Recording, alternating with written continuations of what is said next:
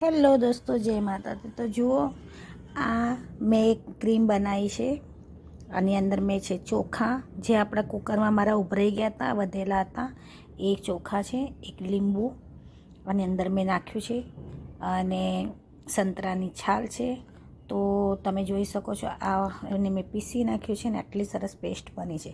હવે હું તમને મારા ફેસ ઉપર લગાવીને બતાવીશ કે આપણે આને ફેસ ઉપર લગાવશો અને કેટલો ગ્લો આવે છે। દોસ્તો, જય માતાજી। તો જુઓ, આ જે ક્રીમ છે એ ઘરે સંતરાની છાલની છે। તો સંતરું ખાઓ શિયાળામાં અને ફેંકી નહીં દો એના છાલને, એનો ઉપયોગ કરો।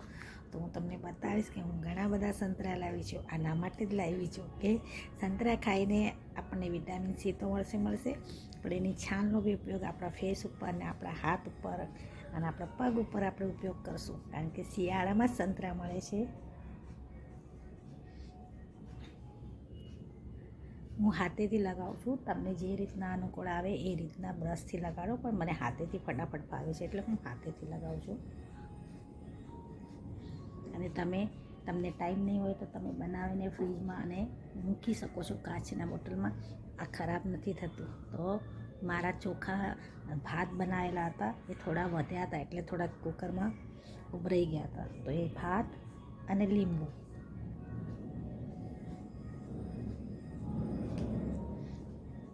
તો ધ્યાન રાખજો, કારણ કે આની અંદર લીંબુ પણ છે, એટલે આપણે આંખમાં ન જાય એનું ધ્યાન રાખવાનું।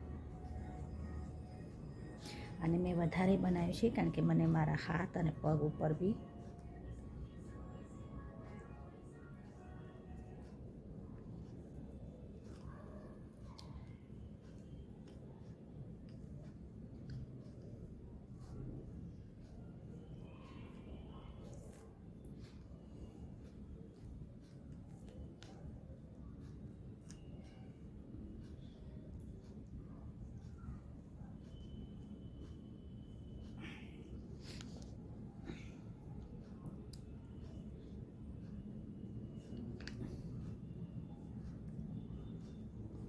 આપણે હવે રહેવા દઈશું અને જોશું, 15 મિનિટ રહેવા દઈશું। 15 મિનિટ પછી જોશું કે ખરેખર એના પર ગ્લો આવે છે કે નથી આવતો।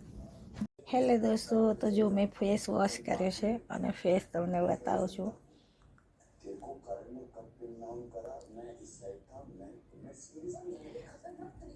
જો એક જ વારમાં લગાવવાથી નહીં થશે, તો તમારે આને વારંવાર લગાવવું પડશે। વારંવાર એટલે અઠવાડિયામાં 1 વાર 2 વાર। તો જોઈ શકો છો મારો ફેસ। તો આ ઘરે બનાવેલો પેક કેવો લાગ્યો, લાઈક કરો, શેર કરો, જય માતાજી।